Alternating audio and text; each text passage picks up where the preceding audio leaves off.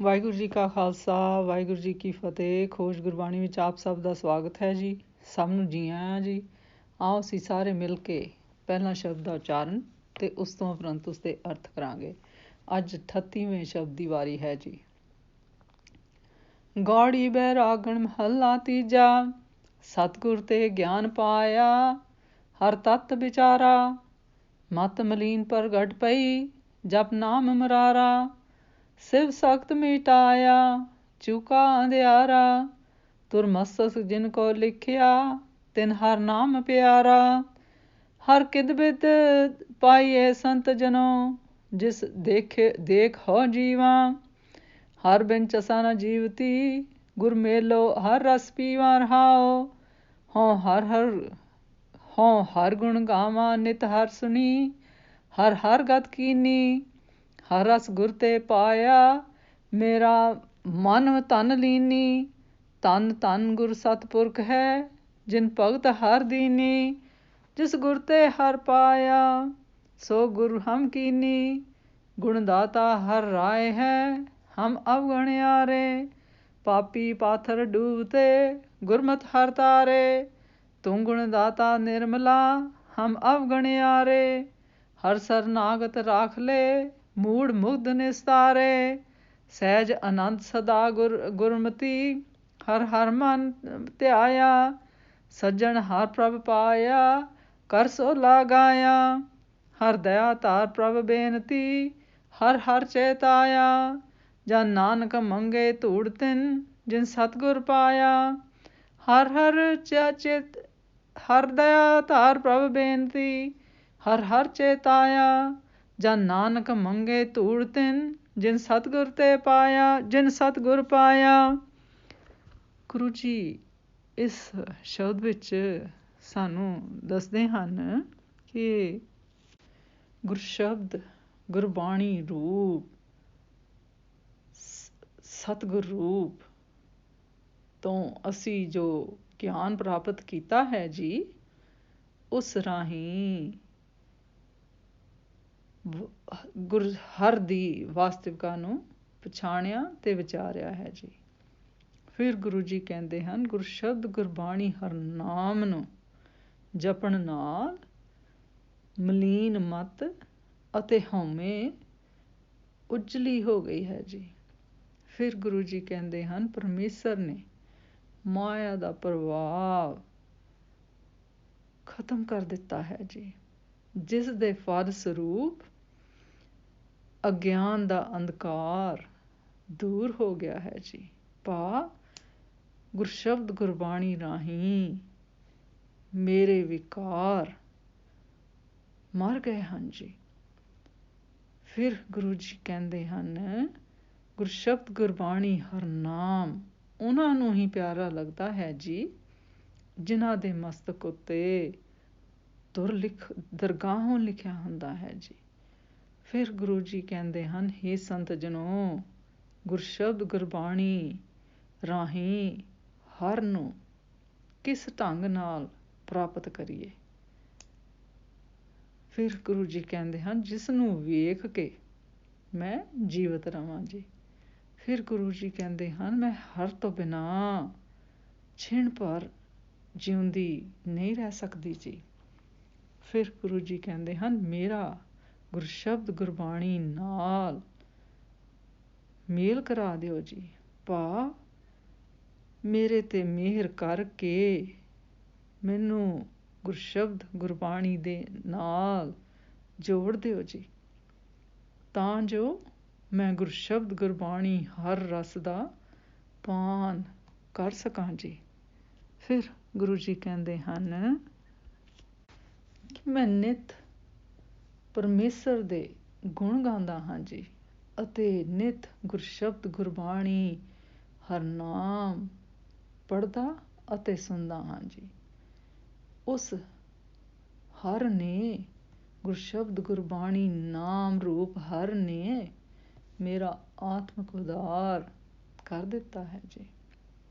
ਫਿਰ ਗੁਰੂ ਜੀ ਕਹਿੰਦੇ ਹਨ ਮੈਂ ਗੁਰਸ਼ਬਦ ਗੁਰਬਾਣੀ ਹਰ ਨਾਮ ਦਾ ਰਸ ਗੁਰਸ਼ਬਦ ਗੁਰੂ ਤੋਂ ਪ੍ਰਾਪਤ ਕੀਤਾ ਹੈ ਜੀ। ਅਤੇ ਮੇਰਾ ਮਨ ਤਨ ਉਸ ਵਿੱਚ, ਉਸ ਗੁਰਸ਼ਬਦ ਗੁਰਬਾਣੀ ਹਰ ਵਿੱਚ ਲੀਨ ਹੋ ਗਿਆ ਹੈ ਜੀ। ਫਿਰ ਗੁਰੂ ਜੀ ਕਹਿੰਦੇ ਹਨ, ਮੇਰਾ ਗੁਰਸ਼ਬਦ ਗੁਰਬਾਣੀ ਰੂਪ ਸਤਿਪੁਰਖ ਧੰਨ ਹੈ ਜੀ, ਜਿਸ ਨੇ ਮੈਨੂੰ ਗੁਰਸ਼ਬਦ ਗੁਰਬਾਣੀ ਰੂਪ ਹਰ ਭਗਤੀ ਪ੍ਰਦਾਨ ਕੀਤੀ ਹੈ ਜੀ। ਫਿਰ ਗੁਰੂ ਜੀ ਕਹਿੰਦੇ ਹਨ, ਜਿਸ ਗੁਰਸ਼ਬਦ ਗੁਰੂ ਤੋਂ ਮੈਂ ਹਰ ਪ੍ਰਾਪਤ ਕੀਤਾ ਹੈ ਜੀ, ਉਸ ਨੂੰ ਮੈਂ ਆਪਣਾ ਗੁਰਸ਼ਬਦ ਗੁਰਰੂਪ ਗੁਰੂ ਬਣਾ ਲਿਆ ਹੈ ਜੀ। ਫਿਰ ਗੁਰੂ ਜੀ ਕਹਿੰਦੇ ਹਨ, ਹਰ ਰਾਜਾ ਗੁਣਾਂ ਦਾ ਦਾਤਾ ਹੈ ਜੀ, ਅਤੇ ਅਸੀਂ ਔਗਣਾਂ ਨਾਲ ਭਰੇ ਹੋਏ ਹਾਂ ਜੀ। ਅਸੀਂ ਪਾਪੀ ਪੱਥਰਾਂ ਵਾਂਗ ਡੁੱਬਦੇ ਜਾ ਰਹੇ ਸਾਂ, ਪਰ ਗੁਰਸ਼ਬਦ ਗੁਰਬਾਣੀ ਦੀ ਮੱਤ ਪ੍ਰਾਪਤ ਹੋਣ ਤੋਂ ਬਾਅਦ ਗੁਰਸ਼ਬਦ ਗੁਰਬਾਣੀ ਹਰ ਨੇ ਮੈਨੂੰ ਭਾਵ ਸਾਗਰ ਤੋਂ ਤਾਰ ਦਿੱਤਾ ਹੈ ਜੀ, ਭਾਵ ਵਿਕਾਰਾਂ ਤੋਂ ਬਚਾ ਲਿਆ ਹੈ ਜੀ। ਫਿਰ ਗੁਰੂ ਜੀ ਕਹਿੰਦੇ ਹਨ, ਹੇ ਪਰਮੇਸ਼ਰ, ਤੂੰ ਗੁਣਾਂ ਦਾ ਦਾਤਾ ਅਤੇ ਨਿਰਮਲ ਸਰੂਪ ਵਾਲਾ ਹੈ ਜੀ, ਅਤੇ ਅਸੀਂ ਔਗਣਾਂ ਨਾਲ ਭਰੇ ਹੋਏ ਹਾਂ ਜੀ। ਫਿਰ ਗੁਰੂ ਜੀ ਕਹਿੰਦੇ ਹਨ, ਹੇ ਪਰਮੇਸ਼ਰ, ਸਾਨੂੰ ਆਪਣੀ ਸ਼ਰਨ ਵਿੱਚ ਰੱਖ ਲਵੋ ਜੀ, ਕਿਉਂਕਿ ਤੁਸੀਂ ਸਾਡੇ ਵਰਗੇ ਅਨੇਕ ਮੂਰਖ ਅਤੇ ਨਾ ਸਮਝ ਤਾਰ ਦਿੱਤੇ ਹਨ ਜੀ। ਭਾਵ, ਹੇ ਪਰਮੇਸ਼ਰ, ਸਾਡੇ 'ਤੇ ਮਿਹਰ ਕਰੋ ਜੀ, ਕਿ ਅਸੀਂ ਗੁਰਸ਼ਬਦ ਗੁਰਬਾਣੀ ਨਾਮ ਨਾਲ ਜੁੜ ਸਕੀਏ ਜੀ। ਫਿਰ ਗੁਰੂ ਜੀ ਕਹਿੰਦੇ ਹਨ, ਜਿਨ੍ਹਾਂ ਨੇ ਗੁਰਸ਼ਬਦ ਗੁਰਬਾਣੀ ਦੀ ਮੱਤ ਦੁਆਰਾ ਗੁਰਸ਼ਬਦ ਗੁਰਬਾਣੀ ਹਰਨਾਮ ਦੀ ਮਨ ਵਿੱਚ ਅਰਾਧਨਾ ਕੀਤੀ ਹੈ ਜੀ, ਉਹਨਾਂ ਨੇ ਸਹਿਜ ਗਿਆਨ ਅਤੇ ਬ੍ਰਹਮ ਆਨੰਦ ਪ੍ਰਾਪਤ ਕਰ ਲਿਆ ਹੈ ਜੀ। ਫਿਰ ਗੁਰੂ ਜੀ ਕਹਿੰਦੇ ਹਨ, ਉਹਨਾਂ ਨੇ ਗੁਰਸ਼ਬਦ ਗੁਰਬਾਣੀ ਹਰ ਰੂਪ ਸੱਜਣ ਪ੍ਰਾਪਤ ਕਰ ਲਿਆ ਹੈ ਜੀ, ਅਤੇ ਆਪਣੇ ਹਿਰਦੇ ਰੂਪ ਵਿੱਚ ਗੁਰਸ਼ਬਦ ਗੁਰਬਾਣੀ ਨਾਮ ਨੂੰ ਵਸਾ ਲਿਆ ਹੈ ਜੀ, ਅਤੇ ਉਸ ਹਰ ਦਾ ਜਸ ਗਾਇਨ ਕਰਦੇ ਹਨ ਜੀ। ਫਿਰ ਗੁਰੂ ਜੀ ਕਹਿੰਦੇ ਹਨ, ਹੇ ਪਰਮੇਸ਼ਰ, ਹੇ ਹਰ, ਦਇਆ ਕਰਕੇ ਤੁਸੀਂ ਮੇਰੀ ਬੇਨਤੀ ਸੁਣੋ ਜੀ, ਅਤੇ ਮੇਰੇ ਪਾਸੋਂ ਗੁਰਸ਼ਬਦ ਗੁਰਬਾਣੀ ਹਰ ਦਾ ਸਿਮਰਨ ਕਰਾਓ ਜੀ। ਫਿਰ ਗੁਰੂ ਜੀ ਕਹਿੰਦੇ ਹਨ, ਉਹਨਾਂ ਧਰਮ ਸਾਧਕਾਂ ਦੀ ਮੈਂ ਤਰਨ ਧੂੜ ਮੰਗਦਾ ਹਾਂ ਜੀ, ਜਿਨ੍ਹਾਂ ਨੇ ਗੁਰਸ਼ਬਦ ਗੁਰਬਾਣੀ ਰੂਪ ਸਤਿਗੁਰ ਨੂੰ ਪ੍ਰਾਪਤ ਕਰ ਲਿਆ ਹੈ ਜੀ। ਇਸ ਸ਼ਬਦ ਦਾ ਸਾਰ ਇਸ ਤਰ੍ਹਾਂ ਕਰੀਏ ਜੀ।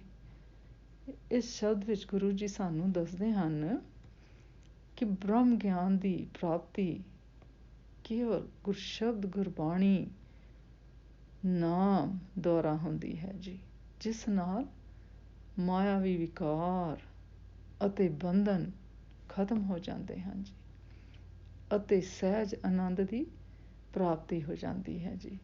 ਫਿਰ ਗੁਰੂ ਜੀ ਕਹਿੰਦੇ ਹਨ, ਗੁਰੂ ਦੀ ਸਿੱਖਿਆ ਤੋਂ ਵਾਂਝਿਆ ਵਿਅਕਤੀ ਮਨੁੱਖ ਹੈ, ਜਿਸ ਦੀ ਕਦੀ ਗਤ ਨਹੀਂ ਹੁੰਦੀ ਜੀ।